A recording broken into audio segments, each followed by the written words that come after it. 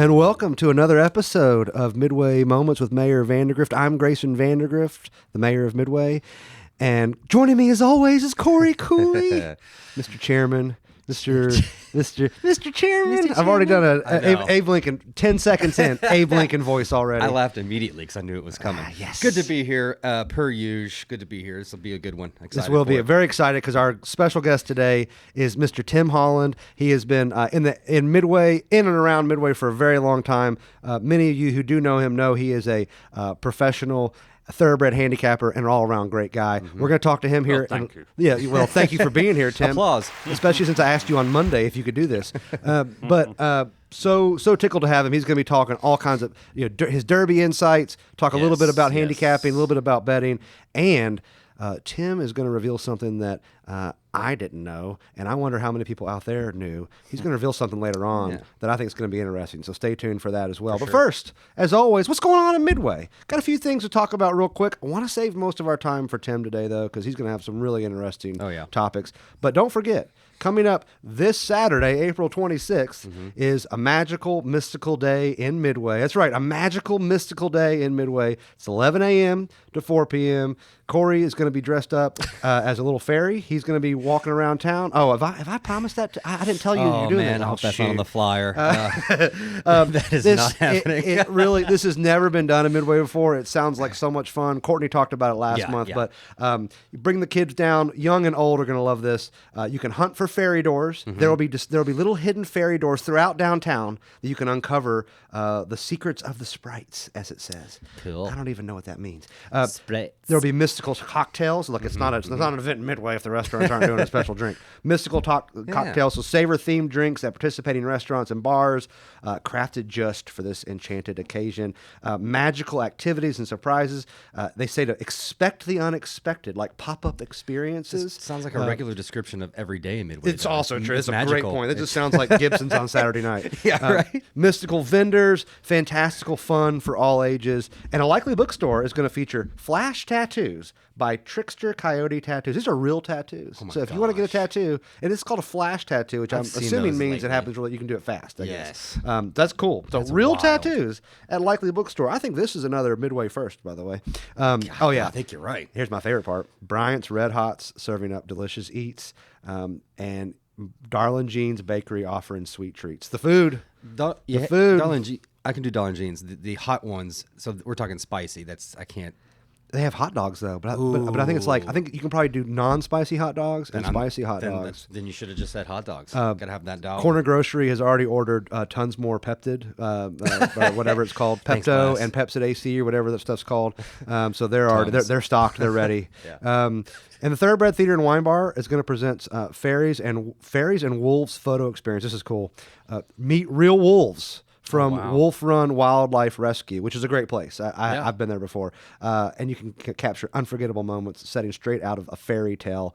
And it says, don't forget to dress as a fairy. Yeah. So I know what everybody's waiting. They want to see me dressed as a fairy. Yeah. It's not going to happen, but I'm going to watch Fern Gully. And probably will just walk around being weird like I usually am. So I think I'll fit in perfectly. I think it'll be fine. I think I'll fit in perfectly. So what else? A couple other things really quickly. Coming into summertime, it's road paving season. And starting in July, we've got our big road paving project is slated to start. The total project, for those listening, I'm sure the folks in the north end of town will be happy to hear this. We're going to pave all of North Winter Street from Northside Drive to Leestown Road. Needs it very badly. Plus, a lot of this got exacerbated by Columbia Gas. Did a very good project. They came and replaced gas lines on that part of town. They're going to do it for all of town eventually. But I think that part of town needed it the worst. Just the salt and then the weather that we've been having. On top of that, it really chewed the roads up even worse. It's going to be a short, nuisance, but it's needed. Yeah, well, and it'll be it'll be much nicer, that area. It's not just North Winter Street though, from North Side to Leestown. It's also North Winter Court. It's North Ridge Drive. It's First Street. It's Second Street. And we're not leaving the rest of town out. I know Standish, you all have been very patient. Standish Street, you're getting your road paved. Okay. And Johnson Street between East Stevens and Grat Street is going to get a repaving too. So they're just starting over on Winter. So they'll start probably on the north side of town. They'll get those at the end. Okay. So this starts in July. I know it's still a month or so away, but I wanted people to know because generally this time of year people are asking, especially those folks that have those really bad roads. They're asking, when are my roads going to get paved? Look for those projects to start in July. We're hoping to get that done before school starts, especially because of the north end of town where school buses go through a lot as well. They don't really go down Standish and Johnson Street, but we definitely want to get this done before school. Oh, yeah. Also, okay, let's talk about the floods really quickly. We in Midway were spared mostly from the terrible flooding. Our thoughts and prayers are still with our neighbors on the river. The Clifton area and other areas of Woodford County were devastated by this stuff. Yeah. Frankfort obviously was underwater. Literally downtown Frankfort was underwater. Woodford County Emergency Management Director Drew Chandler, who is an absolute rock star. I hope that guy's been sleeping, by the way. I mean that seriously. Him and Freeman and Barrett, EMS and all those. Judge Kay's been great. He's always so good at keeping everybody informed.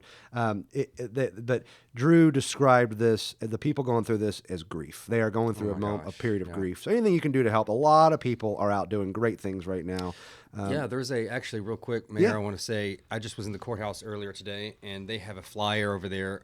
There's just a group of, I guess, people from churches decided to get together and make this flyer. And if you go down there and you scan the QR code, you can basically ask for help. And they'll a group of people, they're here for, I think, for the next 2 weeks. So maybe by this, they may be here another week. But yeah, I mean, it's great seeing everybody pitching together and help because it's needed. I'm going to go to my go-to in times like this.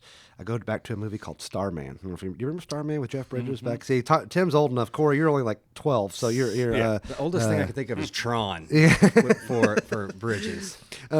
Starman was a movie with Jeff Bridges in the 80s, and he plays an alien.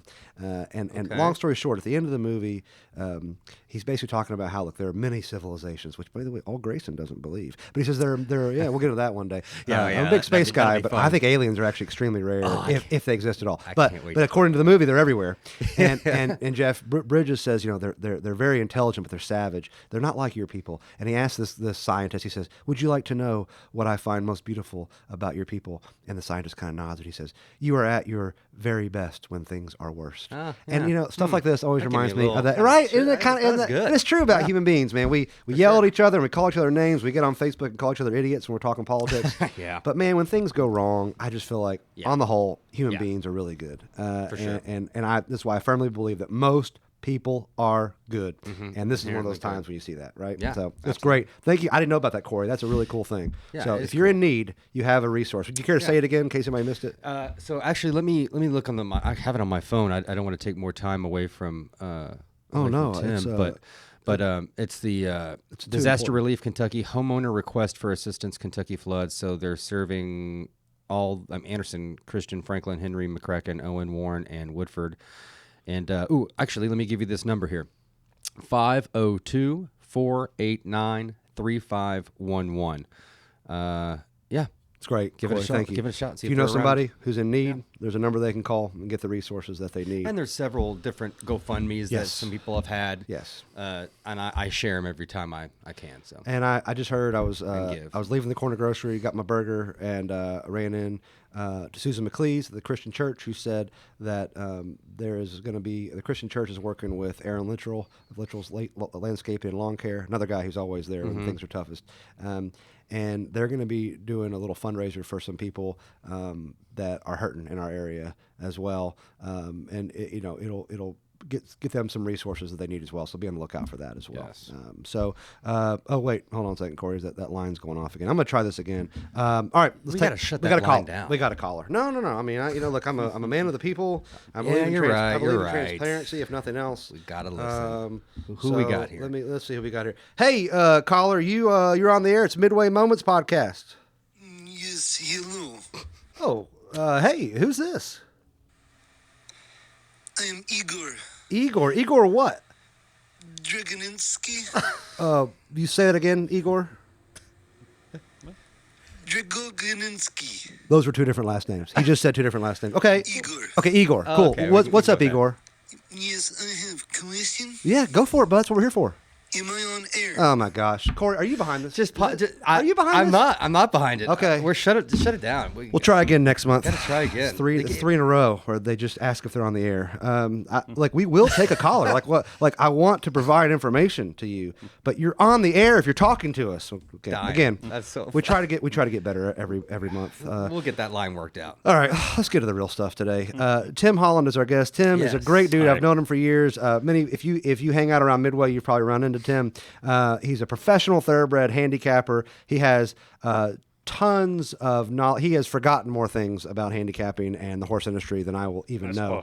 possible. I don't know. So, Tim, I want to because we're limited, I'm gonna get right to brass tacks. Yeah. First thing I want to ask you, and I know this is probably a really expansive question, so I'm asking you something that boils down your whole profession, and I'm asking you to answer in a matter of minutes or so. But what all goes into being a handicapper? I mean, what is it like? What's it like to be a handicapper? What kind of things do you have to consider? yeah. Take us through that. There's absolutely so many variables, and a lot of people are very much going for speed figures and speed ratings these days, which are very easy to find on the computer. But to me, that kind of leads you down the wrong path. That leads you to picking favorites all the time that everybody sees. So throughout my career, I've been much more into trying to focus on trainer intent and seeing what people are doing with horses, how they're bringing them to a particular race that they're aiming for. And by doing that, you probably find a little bit more value in your horses overall. Sure. So, if I'm looking on the racing form, I know just enough to be dangerous. I can look at those furlongs where they finish in the previous races. The times Are you saying maybe Grayson? That's not. There's a lot more to the story than that. Is what I'm. A lot hearing. more to the story, and I'll go into this year's Kentucky Derby is very, very wide open. Oh, that's And fun. there's a few trainers, horses in there. My top selection, as of right now, is a horse called Sovereignty, Okay. who's trained by Bill Mott. He's a Hall of Fame trainer, and he actually did win the Derby via disqualification of another horse in 2019. So he knows, he knows how to bring a horse to the Derby. So this particular horse, Sovereignty, he got beat last time in the Florida Derby, which many people might think is a knock against him. But many horses have come back from losses in their previous race when they're aiming for a big race. So in other words, Bill Mott probably was trying to save a little bit on this horse when he ran second in the Florida Derby. He wasn't all out to win it. So this particular horse, Sovereignty, he actually broke his maiden at Churchill Downs in a stakes race, which is a big plus because he proved that he likes the Churchill Downs surface. See, I'm already Then- I gotta close my jaw. Like I'm Then- like this is. Bill Mott laid the horse off from October till March, and he came back with a nice win in the Fountain of Youth, which gave him enough points basically to get To into qualify. to Okay. qualify for the You're Derby. seeing all this. You're looking on this paper here. I mean, all this is on Yeah. there. Oh, Yeah. absolutely. It's all A lot there. of information. There's a lot of reading between the lines, obviously, Okay. in handicapping. Yeah. So this horse is a very well-bred horse by Into Mischief, the leading sire. And Bill Mott knows exactly what he's doing, and he's got this horse perfectly timed to come into this race. The one little knock on this particular horse, Sovereignty, he doesn't have an awful lot of early speed. Early speed's obviously very important, especially Yeah. in the Kentucky Derby when you're facing 19 other horses, because you need to get in a good position. Now, if he was to be unlucky and draw the dreaded one hole, it would mean he's got to navigate his way through a lot of horses. Yeah, I didn't even think about No. their spots on Which- there. I would never. Yeah, I would never the know post that. position, obviously, Yeah. we won't know till the week of the Derby, is very, very important. So what's in the this best particular position race. then for out of the Well, it gate? kind of depends on the style of the horse. Okay. You know, if you have a horse that's very fast, then obviously the 2, the 3, the 4 probably about best because you're Okay. going to get out there and get in good Have enough position. space? Yeah. But if you're a horse like this particular horse, Sovereignty, He's probably looking best if he could get something like the 6, 7, 8 to 10. Interesting. Okay. There, where he can get a decent position, but not be crowded behind a lot of other horses. Okay. That's interesting. So, if Sovereignty, for example, draws the 17th spot or something, that won't be the 17 wouldn't be a problem. So he still think he's a good. That would be much better for him than getting the 1, the 2, the 3. Interesting. Something where Okay. he might get swamped. See, I never thought about it that way. I always think, well, you want to be closer to the rail because it's shorter track there, right? But not necessarily at all, right? It all really depends on the style of the horse. Okay. Now, Rodriguez, he's probably Bob Baffert's number 1 horse. Okay. He is a speed horse. Okay. So he'd be more happy getting something like the 5, 6, somewhere there where he can get good position, get out there and Make some moves. try to lead all the way, yeah. You think he'll be one of the favorites most likely? It's a Baffert horse, it's a speed horse. Rodriguez, well, obviously, the other California horse, Journalism, is the likely favorite. Okay. But to me, he's a worthy favorite, but he's been beating up on small fields in California. So that's the horse Journalism right now. Journalism, yeah. Okay. He's the likely favorite. Likely favorite, but he's been beaten up on smaller fields. Yeah, Maybe in California. he'd be the equivalent, like, he's not been in Kentucky playing in the SEC. He's Creighton playing in whatever Creighton's in now, the Big East or something like that. Okay. Yeah, Okay. no, exactly, yeah. So I'll probably move on to another horse. Yeah, let's hear more. Getting This is great. This is horse great. is getting absolutely no press at all. Okay. His name is American Promise, Okay. and he's trained by legendary Wayne Lucas, D. Wayne Lucas. Yes, of course. Wayne Yep. Lucas has won the Derby 4 times already. And this is where I kind of tie into my trainer intent thing. Okay. Wayne Lucas loves to run horses. I mean, he loves to race them, keep racing, bang, bang, bang, bang. But this particular horse, he qualified for the Kentucky Derby on March the 15th at Colonial Downs by winning the Virginia Derby. Now, granted, he didn't beat much in that race, but he was extremely powerful. He's a great, big, good-looking horse by Justify, who won the Triple Crown. Oh, okay. He's got a good pedigree. And instead of running him in the what he could have done, the Arkansas Derby, the Bluegrass, or the Wood, or one of the another prep race, he didn't. He's saved this horse, and he hasn't run since March 15th. But he's been working absolutely lights out at Oaklawn. He's posted 3 recent workouts very, very fast. Lucas, he just likes to run these horses. But with this particular horse, he's saving him for the big day. Now, this horse is going to be a huge long shot because he really hasn't beaten very many good horses, but he did get a good time in that Virginia Derby. And it looks to me that the horse that was expensive, as I said, and has a great pedigree, has actually come to his own. And this horse does have speed, unlike Sovereignty. He has a lot of early speed, so he should be in great position throughout the whole race, whichever post he gets. American Promise, you said? So his name is American Promise.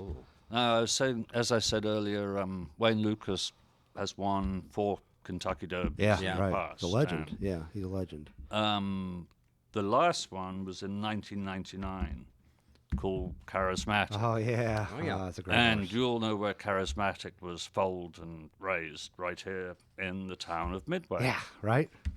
Beautiful. Which was then at the time called Parish Hill, owned by Tommy Roach, who was the co-breeder of the horse with Lane's End, Bill Farish, and them. Parish Hill Farm, and this is where I'm going to let out the little secret. Yeah, yeah, here we go. Parish Hill Farm was founded in 1909 by Tommy Roach's, I think, great uncles or something. But it wasn't originally called Parish Hill Farm. It was actually called Village View Farm. Village View Farm. Which makes sense because it's up the top of the hill Yeah. and has the view The of... view of the village of Midway. I know Midway is now called a city, Right? but I think back then it was probably more of a village. They definitely did. I mean, even as late as the 70s, the Midway Business Association was started, but back then it was called the Midway Village Guild. Oh, then So is that right? it really Yeah. did kind of refer to itself as a village. I mean, maybe it referred to itself as both at different times, Yeah. but the village thing was definitely around. There are Now- still folks that still refer to us as a village. Yeah, That's so now- cool. So say it Now, again. in It was England, this would be considered a village. sure. I don't yeah. think it would be considered a town. Probably not big enough and Definitely not yeah, a city. Yeah. That's yeah. wild. That's cool. Yeah. Wait, that's interesting. Are you from England? Tim? I've actually lived in America more Longer than than I- you've lived in England. than I okay. lived. Where were you All right. born in England? The very south in Dorset. So like, Yeah. not how far from London would that be? It'd be about 80 miles. 80 miles. Yeah. So that's like here to Cincinnati or less than Okay. Cincinnati Yeah. from here. Yeah. There's only a few things have come out of Dorset that have been worthwhile. One was Thomas Hardy, the novelist. The novelist. Sorry, I Not started to say the actor. Not the actor, the Tom- novelist. Look at my Thomas culture. Hardy. I'm a very cultured guy. Oh, the actor. Yes. Yeah. Oh, so Thomas Hardy, the writer, Yeah. the novelist. He was from Dorset. Okay. And the other notable little bit of trivia was that Lawrence of Arabia. Yeah. Have you ever seen the movie Yeah. Lawrence of Arabia? He gets killed at the beginning of the movie. They show it in Dorset, which was right where I was actually born, He gets That's cool. he gets killed in Dorset. You're on his motorcycle. you I'm left gonna have to something. go You, back and watch that. you left something. You left something off. Tim Holland came from Dorset. And You- I was going to say that's the Yeah. the other thing The- notable about Dorset. Yeah, I mean, three good things have come from England: the Beatles, America, and Tim There you Holland. go. Thank That's the you. way I look Well, at it. that's All right. very kind. So no, this is Tim. This is great. I so love that. So let me ask you this, Tim. So first of all, to recap, you like sovereignty. Yes, he'd be my top pick. He'd be your top Okay. pick. American Promise is gonna be a long is shot. an absolute long shot, and looking at just a sort of fun horse to Yeah. try Yeah, to go it's- for. it's He's gonna always be- fun to bet a he's long gonna shot, be- too. He's going to be a 100%. huge price. And it sounds like he's going to be rested, kind of Yeah. compared to some of these Yeah, other horses, which exactly. could be an advantage, right? It's not a super long race. I mean, it's long, but it's not Belmont long. yeah. And then what were the names of the two others? Just to recap. Well, there's obviously the favourite journalism. Journalism has will a be the great favorite. shot. Yeah. Mhm. If one does want a story, there's a horse called Chunk of Gold in there. Okay. And he was bred by our beloved Brereton Jones, Oh, yes. who sadly passed away. But Yeah. this horse was purchased for just $2,500 as a yearling, and Whoa. he's going to be, he's up against. He's going to be a long shot, but things happen. I mean, Yeah. Rich Strike won the Derby. Yeah. Any horse can win the Derby. How do you tell if like a horse has heart? You know what I mean? How can you? Because I know there are some people that like will go and just like look at a horse and know, like, all right, like this is the one. Like, is that a myth? A little bit of a myth, but yeah, I mean, horse that has heart, ones that try every time, that keep on trying. I was telling Grayson, we've got a filly that's actually running at Keeneland tomorrow that I own. Cool. And she has a lot of heart. She tries every single time. And the one time she didn't try, we realized that she'd had enough racing. Okay. She'd had too many races So in a she'll row. tell you. So she told us, Yeah. Wow. I'm done. So we Yes, ma'am. we put her in the paddock for about 6 months, 5 or 6 months, or maybe not quite that long, 4 months. Okay. And she regained her composure. Okay. We put her back in training, and she came back stronger. She just needed Awesome. that rest, Horses will tell you stuff. Yeah. You got to know how to Sometimes, listen, I'm sure. Yeah. Oh, definitely. I love, and I have one more thing I'm going to ask you, but I got to say, I love, Tim and I were talking about this but off mic before we started. One of my favorite, I mean, there's so many great vibes in Midway, but one of my favorite vibes is Derby time in Midway. I mean, Oh, yeah. that whole weekend, with Oaks on Friday and obviously the Derby on Saturday, and with Keeneland going on right now, I love this time of year. It's leading into it. You see a lot of people you can tell have been at Keeneland at the restaurants at night afterwards, having a great time. For sure. It's just some of the best vibes. So if you have not experienced Midway on like Oaks night or Derby night, I strongly recommend it. Oh, yeah. Having said that, right now some folks are making it out to Keeneland, some folks can't. But Derby day, there's house parties or there's just little side bets people make with each other. Tim, I know this is a hard question, but any tips on betting for people like me that don't really know what they're doing For the layman. Keep it how should we think about betting? keep it simple. Keep it simple. Okay. Okay. I'm primarily just bet to win. Okay. Okay. Often you see so many people trying to make the big lick with a pick six or a superfecta. I feel very seen right now. And all that. So It don't do gets that. a little bit. Yeah, to me that gets a little bit too complicated. I agree. Find your horse, and there's nothing wrong with betting win and place. Yeah. Okay. Okay. To me, show betting is a little bit of a fool's game because the show really never pays enough to Right. to make it This worthwhile. is very true. But my other favorite bet would be daily doubles.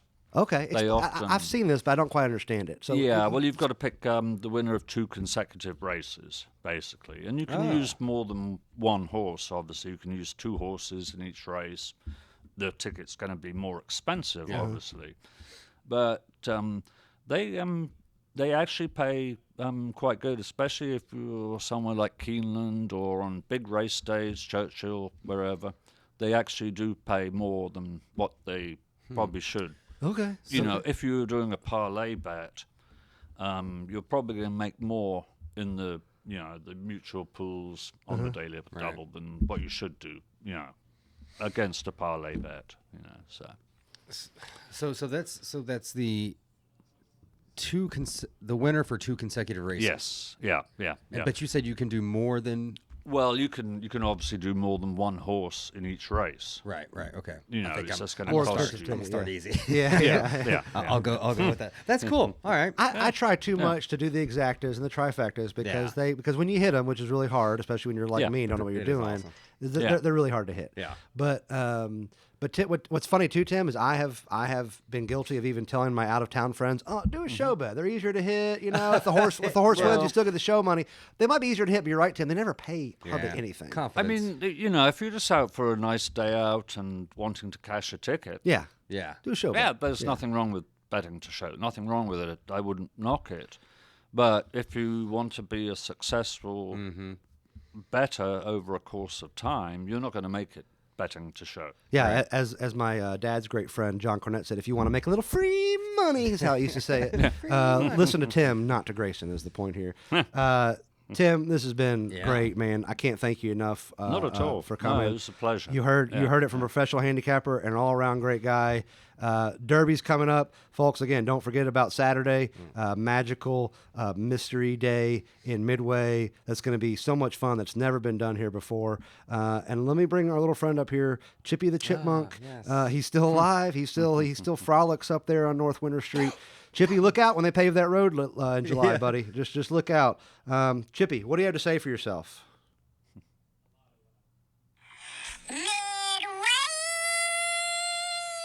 All right, thanks everybody for tuning in. We'll see you next month. See you later.